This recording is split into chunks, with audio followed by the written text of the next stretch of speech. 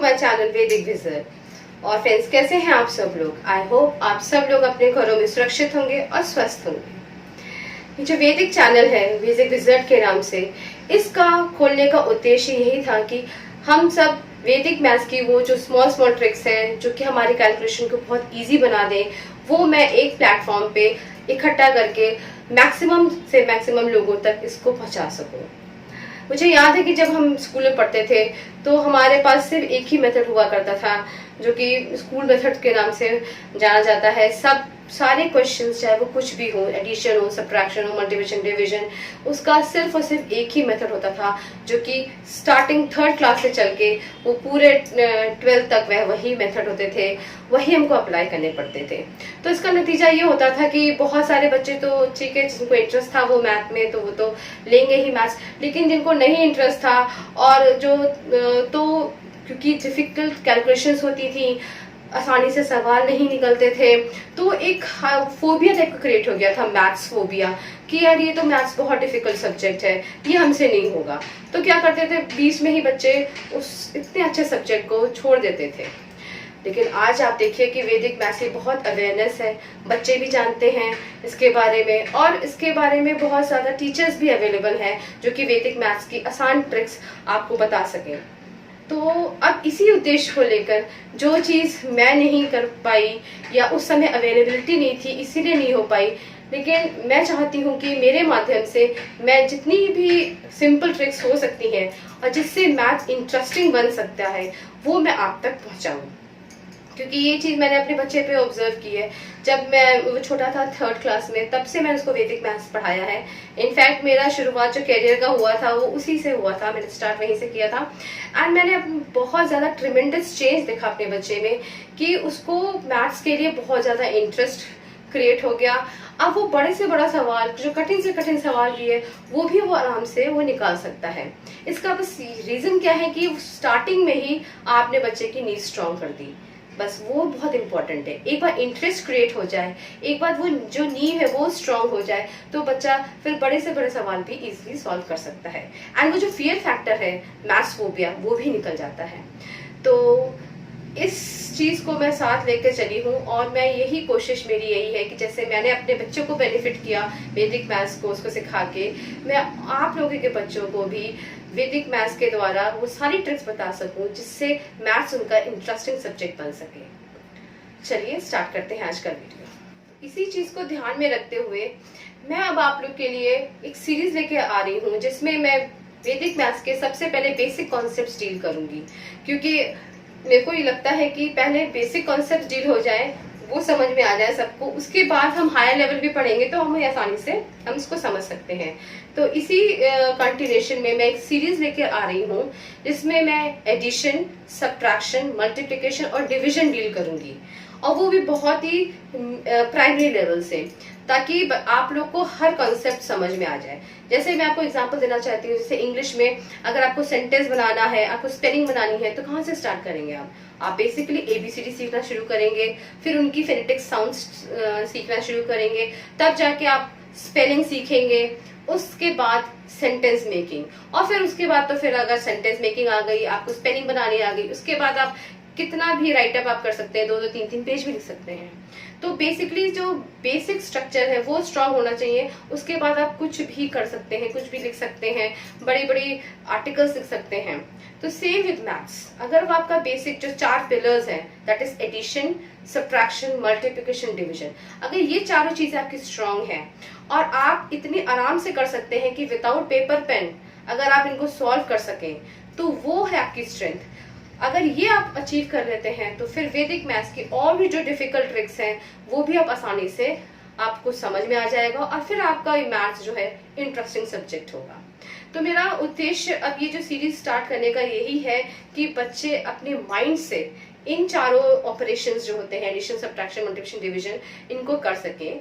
Paper pen का minimum use हो या बिल्कुल भी यूज ना हो, उनका सिर्फ और सिर्फ माइंड चले।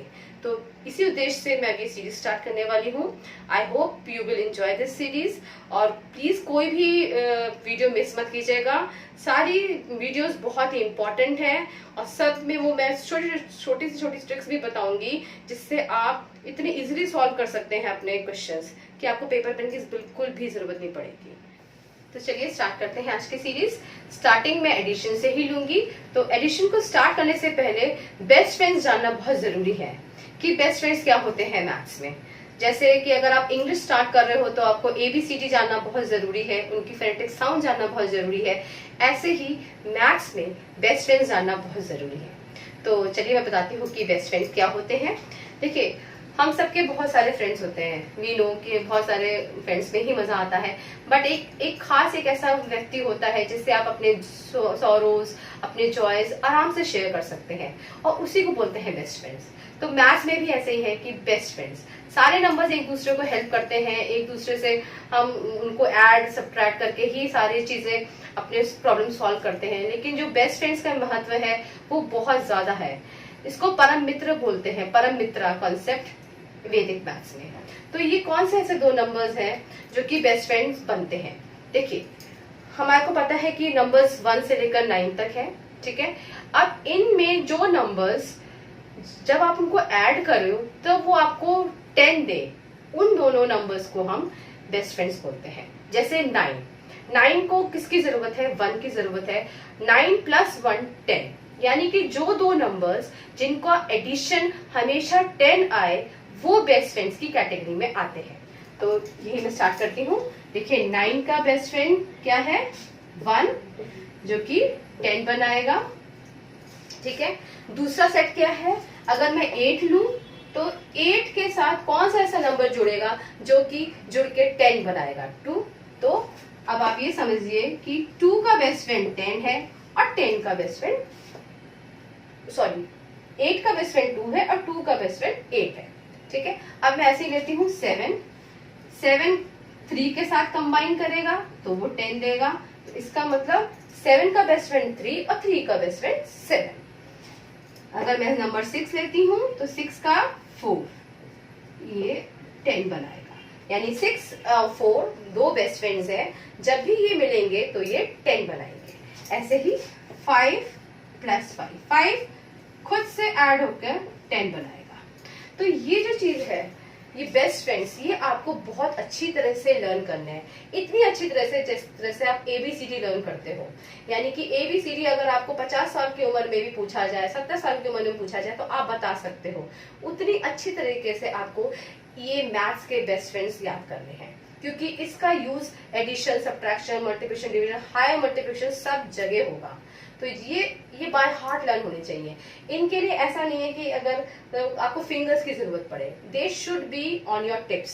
आपको टिप्स पे याद होने चाहिए। ये अगर याद रखेंगे तो आपके और आगे के कैलकुलेशन इजी होंगे। ये मैं और एग्जांपल्स लेके आपको समझाती हूँ। जैसे कि 7 + 3 है, वी ऑल नो कि इट इज 10। ये हमको बाय हार्ट लर्न करना पड़ेगा। अब एक क्वेश्चन आता है 7 + 4। तो जब भी ऐसा क्वेश्चन आए, आपको फिंगर्स काउंटिंग नहीं करनी है कि 7 के बाद 8, 9, 10, 11, ऐसे नहीं बताना है। आपको पता होना चाहिए कि भी ये बेस्ट फ्रेंड से मिलता जुलता क्वेश्चन है। आप अपने माइंड को वहां उस तरफ ले जाओ जहां पर आपने लर्न किया था बेस्ट फ्रेंड। अब आप देखो कि आपका जो ये क्वेश्चन है किस कैटेगरी में फॉलो हो रहा है। ये फॉलो हो रहा है 7 + 3 में। तो 7 + 3 जब 10 था तो 7 + 4, यानी कि 3 की जगह मैंने 4 ऐड कराया है, जो कि एक नंबर बड़ा है। तो जो नेचुरली जो आंसर 10 था, अब जो आंसर आएगा वो एक नंबर बड़ा होगा, वो होगा 11, ठीक है। इस तरह से ना अगर मैं एक क्वेश्चन लेती हूँ 8 + 3, तो इसका क्या आंसर होगा? तब आप जब आप देख रहे हैं क्वेश्चन कैसा है, तो अब आप अपने माइंड को फिर ले जाइए उसी चार्ट के ऊपर जो मैंने आपको समझाया था बेस्ट फ्रेंड्स का। ये क्वेश्चन किस क्वेश्चन से मिलता जुलता है?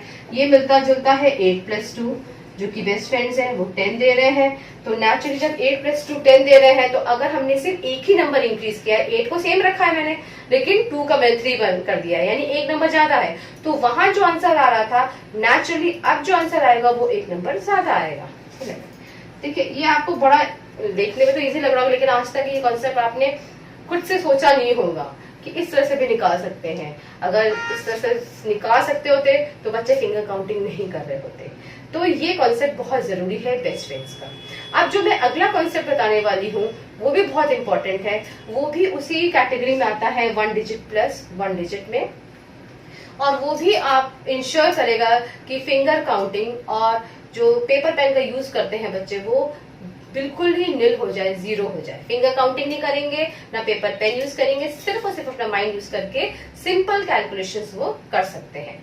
ये बेसिकली 3rd क्लास के बच्चे ऑनवर्ड्स बच्चे स्टार्ट कर सकते हैं इस सीरीज को देखना। और ये इतनी इंपॉर्टेंट सीरीज है कि अगर आपने इसको देख लिया, एडिशन, सब्ट्रैक्शन, मल्टीप्लिकेशन, डिवीजन, आप ऑन टिप्स आप अपना निकाल सकते हो without paper pen. That is my guarantee. चलिए चलते हैं नेक्स्ट कॉन्सेप्ट की ओर। तो मेरा दूसरा जो कॉन्सेप्ट है वो है same number plus same number. ये भी 1 डिजिट प्लस 1 डिजिट के कैटेगरी में आता है। इसमें क्या होता है, ये भी आपको उसी तरह से लर्न करना है जिस तरह से आपने बेस्ट फ्रेंड्स लर्न किए थे। मैं आपको शो करती हूँ। जैसे 2 + 2 कितना होता है 4। ठीक है, ये आपको इजी लग रहा होगा और बहुत अच्छा है कि इजी लग रहा हो, लेकिन आपको उसको बाय हार्ट लर्न करना है। आपको बिल्कुल भी जब भी कोई क्वेश्चन पूछा जाए तो आपको फिंगर्स की हेल्प नहीं लेनी है ना। 3 + 3 is 6. 4 + 4 is 8. 5 + 5 is 10. 6 + 6 is 12. 7 + 7 is 14. 8 + 8 16. 9 + 9 18. And 10 + 10 is 20. See, ये नंबर्स आपको बाय हार्ट लर्न होने चाहिए जैसे कि बेस्ट फ्रेंड्स थे। अगर ये लर्न होगा तो आपको फिंगर काउंटिंग बिल्कुल नहीं करनी है। तो अब इस कॉन्सेप्ट को आप अपने काउंटिंग में कैसे यूज कर सकते हैं वो मैं आपको बताती हूँ। तो ये चीज आपको भी लर्न होना बहुत जरूरी है। ओके, चलिए अब मैं बताती हूँ कि आपको same number plus same number का कॉन्सेप्ट कैसे यूज करना है अपने एडिशन में। सपोज मैं एक एग्जांपल लेती हूँ 3 + 4। अब आप देखिए, जब भी आपको ऐसा कोई एग्जांपल मिले जिसमें आपके पार्टनर्स यूज हो रहे हो एडिशन में, जैसे 3 4 का पार्टनर है, 4 3 का पार्टनर है, ऐसा अगर आपके पास यूज हो रहा है तो तब आप अपनी same number plus same number वाला जो चार्ट है उसको आप रिकॉग्नाइज कीजिए, अपने उसको माइंड में लाइए कि ये क्वेश्चन किससे मिलता जुलता है। ये क्वेश्चन मिलता जुलता है 3 + 3 से। अब 3 + 3 क्या था 6, ठीक है ना। अब 3 + 4 है, क्योंकि पार्टनर्स हैं तो पार्टनर्स में हमेशा एक नंबर बड़ा होगा। अब 3 + 3 6 था तो 3 + 4 क्या होगा 7। देखिए यहाँ पर रीजनिंग काम आ रही है। आप अपने माइंड को रीजन कर रहे हो, उसको बता रहे हो कि भाई देखो 3 + 3 6 था तो 3 + 4 7 होगा। क्यों? क्योंकि हमने एक नंबर इंक्रीज कर दिया है, एक नंबर हमने बढ़ा ले लिया है। तो जो आंसर पहले 6 था अब वो 6 ना होकर 7 होगा। तो इसमें बेसिकली वो नंबर्स हम इंक्लूड करेंगे जो कि पार्टनर्स हैं और जो एड अप हो रहे हैं। जैसे मैं एग्जांपल दे देती हूँ। जैसे कि अगर मैं बोलूं 4 + 5, देखिए ये भी पार्टनर्स है। जब ये क्वेश्चन आपको मिलेगा तो आपका क्या आपको दिमाग में रखना है कि सबसे पहले देखना है कि छोटा नंबर कौन सा है। छोटा नंबर 4 है। अब आप अपना same number plus same number वाले चार्ट पे जाइए और 4 + 4 देखिए। 4 + 4 क्या है 8 है। तो यहाँ पर 4 + 5 क्या होगा 9 होगा। It is just a matter of reasoning. आपको रीजन करना है, आपको अपने माइंड को समझाना है कि भाई ये क्यों हो रहा है। देखिए कॉन्सेप्ट क्लैरिटी तभी आती है जब आप अपने को रीजन देते हैं और रीजन आपका माइंड समझ जाता है।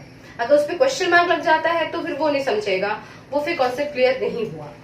एक बार कॉन्सेप्ट क्लियर हो जाता है बच्चे का किसी का भी तो वो कठिन से कठिन सवाल भी निकाल सकता है। तो यहाँ पर हम कॉन्सेप्ट क्लैरिटी पे मेन फोकस कर रहे हैं ताकि कॉन्सेप्ट क्लियर हो जाए, उसके बाद बच्चे अपने आप रीजन करके आंसर निकाल लेंगे। दूसरा देखते हैं। सपोज अगर मैं बोलूँ 7 + 6, व्हाट इज 7 + 6। अब बहुत सारे बच्चों को अगर क्वेश्चन दिया जाए ना 5th 6th क्लास के बच्चे, तो वो हमेशा फिंगर, मैंने बहुत बार देखा है कि फिंगर्स काउंटिंग करते हैं। इसमें फिंगर काउंटिंग की जरूरत ही नहीं है। फिंगर काउंटिंग के बाद आपका जो रिजल्ट आएगा वो आएगा 5-6 सेकंड बाद, लेकिन अगर माइंड से करेंगे तो विद इन 1 सेकंड आ जाएगा आंसर। क्या करना है, आपको देखना है इसमें से छोटा नंबर कौन सा है। छोटा नंबर 6 है। अब आप क्या करोगे, उस चार्ट पे जाओगे, देखोगे 6 + 6 क्या है, 6 + 6 12 था, तो 6 + 7 क्या होगा 30। ठीक, इस तरह से आपको रीजन करना है। अब आप देखिए 8 + 7, अगर आप 8 + 7 लेते हैं, अब 8 + 7 में कौन सा छोटा नंबर है 7, और दोनों पार्टनर्स हैं। ये भी इंपॉर्टेंट है कि वो पार्टनर्स होने चाहिए, तभी same number plus same number वाला कॉन्सेप्ट उस पर लागू होगा। अब 7 + 8 देखा आपने, 7 छोटा है तो 7 + 7 क्या था 14, तो 7 + 8 कितना होगा 15। ठीक है, अब आप एक और ले लीजिए, 5 + 6 ले लेते हैं हम, एक क्वेश्चन और ले लेते हैं। अब देखिए 5 + 6 क्या है, अब इसमें पार्टनर्स है दोनों 5 और 6, इसमें छोटा कौन है 5, तो हम क्या करेंगे उस चार्ट पे जाएंगे, अपने को देखेंगे, अपना वो देखेंगे कि ये क्वेश्चन किस कैटेगरी में फॉल हो रहा है, 5 + 5 की कैटेगरी में फॉल हो रहा है। 5 + 5 क्या है 10, तो 5 + 6 क्या होगा 11। तो हमको ये जो बेसिकली जो same number plus same number concept है वो इस तरह से यूज करना है। तो बच्चों को स्टार्टिंग में यही 2 चीजें बहुत प्रैक्टिस करनी है, तो बेस्ट फ्रेंड्स उसका कैसे यूसेज करें एडिशन में, दूसरा है same number plus same number का जो चार्ट मैंने दिया था वो आपको फॉलो करना है, और उसको कैसे इम्प्लीमेंट करना है एडिशन में ये करना है। यानी कि अभी फोकस हमारा सिर्फ और सिर्फ 1 डिजिट प्लस 1 डिजिट पे रहेगा। जब ये एकदम अच्छी तरह से प्रॉपर तरीके से हमारा कॉन्सेप्ट क्लियर हो जाएगा, then we will move on to 2 digit plus 1 digit. और जितना ज्यादा हम आगे बढ़ते जाएंगे हम देखेंगे ये कॉन्सेप्ट बहुत ज्यादा अप्लाई होता है, और उससे हमारी कैलकुलेशन कितनी इजीली सॉल्व हो जाएंगी आपको पता भी नहीं चलेगा। ठीक है, तो आई होप कि आपको कॉन्सेप्ट सारे क्लियर हो रहे हैं। कोई भी क्वेरीज है, कोई भी डाउट्स है, तो प्लीज आप मुझे कमेंट्स करके बताइए, I will get back to you, और मैं ट्राई करूंगी कि उस चीज को, मैं टॉपिक को आपको समझा सकूं वीडियो के माध्यम से या जैसे भी कमेंट्स करके। तो आई होप कि आज का वीडियो भी आपको अच्छा लगा हो। अगर अच्छा लगा हो तो प्लीज इसको लाइक कीजिए और शेयर कीजिए फ्रेंड्स के साथ, और सब्सक्राइब कीजिए मेरे चैनल को। Thank you for watching, thanks a lot.